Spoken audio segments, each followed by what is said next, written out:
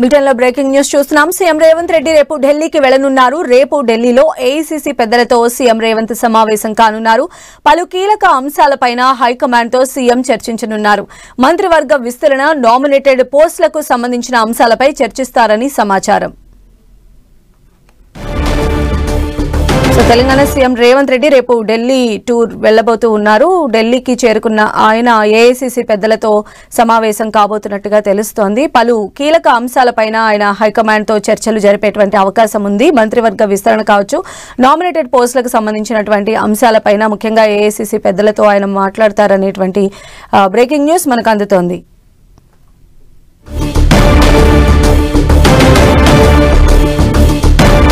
Telangana CM Revanth Reddy రేపు ఢిల్లీ వెళ్లబోతూ ఉన్నారు.